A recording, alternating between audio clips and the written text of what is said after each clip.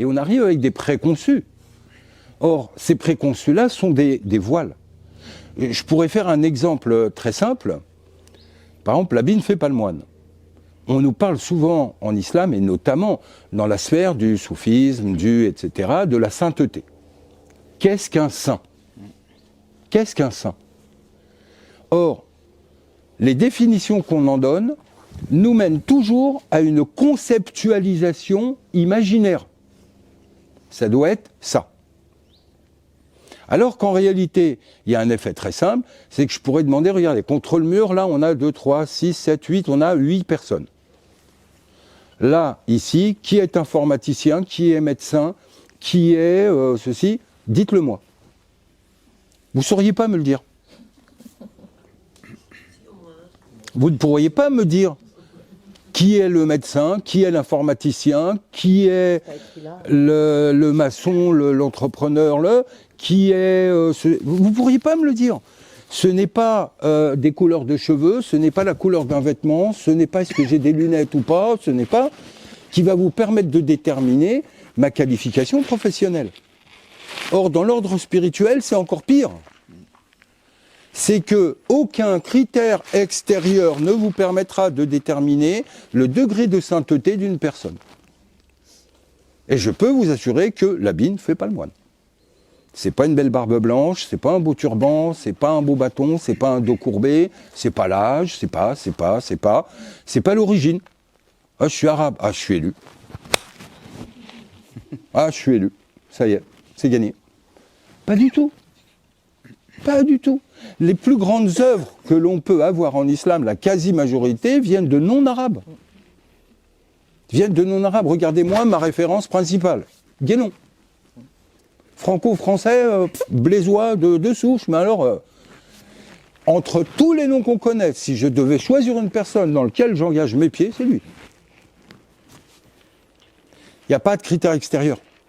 Or, tout ça, c'est de la déconstruction. Tout ça, c'est de la détermination. Or, ces déterminations-là, il faut les déconstruire.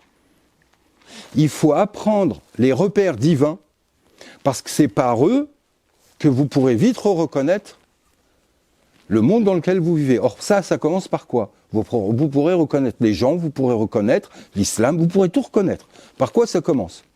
Par vous. Par vous. Et je vais vous en donner un exemple. C'est qu'au temps de l'extérieur, vous ne pouvez pas connaître les gens. Engagez une discussion avec quelqu'un. Par exemple, Rachid est prof de maths. Et chacun de votre côté, vous avez une qualification, vous avez, etc. Et dans votre domaine de qualification, par exemple, vous êtes dans le juridique. Vous êtes juge, vous êtes avocat, vous êtes notaire, vous êtes, etc. Vous discutez avec une personne où vous ne savez pas si elle est avocate ou pas. Où la personne, par exemple, elle est juge, elle a sa robe noire là, ou elle est médecin, ou elle est, etc. Discutez 5 minutes avec elle, si vous-même vous êtes médecin, ça vous prend combien de temps pour reconnaître si une personne elle est médecin ou pas ? Je peux prendre Simon, c'est dans le monde du tennis que tu connais, ça te prend combien de temps pour savoir si quelqu'un connaît le monde du tennis ou pas ? Ça va très très vite. Une petite discussion, un petit machin, très très vite, tu sais si la personne, elle est au courant ou pas, et voir à quel point elle en est au courant, voir est-ce qu'elle est un professionnel du domaine ou pas. Ça va très très vite. Donc en soi, l'idée, c'est vous. Commencez par vous. Formez-vous, vous. Connaissez le domaine, vous. Et vous verrez que pour reconnaître les gens de ce domaine, ça ira très très vite. Et là, on ne vous la fera plus.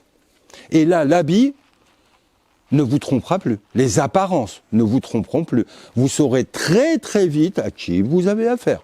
Donc vous saurez très très vite où sont les sources de connaissances réelles.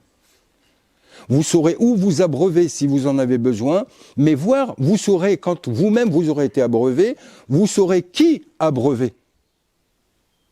Parce qu'entre les gens qui vous approchent et qui vous disent « Ah, moi je veux », les mettre à l'épreuve pour voir si la réelle volonté est là, c'est pareil, c'est pas très long. Viens demain sur le terrain, on va voir très rapidement. Donc dans n'importe quel domaine. Donc le premier travail à faire, il est sur vous. pour vous, pour chacun d'entre vous, le plus important dans sa démarche spirituelle, c'est vous. Il n'y a pas plus important que vous. Chaque démarche est personnelle. On peut avoir un conjoint, on peut avoir un enfant, on peut avoir un ami proche, et pourtant, on est tout seul sur cette voie. On peut s'entraider, mais il y a des choses que personne ne peut faire à notre place. Vous êtes tout seul. C'est pour ça que la notion du travail personnel et intérieur est la clé de toute chose. C'est vous le plus important. Au moment où vous vous connaîtrez et vous connaîtrez le principe, vous saurez reconnaître très rapidement qui se connaît et qui connaît le principe. Donc, ça ne sert à rien de passer un temps à chercher. C'est vous que vous cherchez. Donc, cherchez-vous déjà vous-même.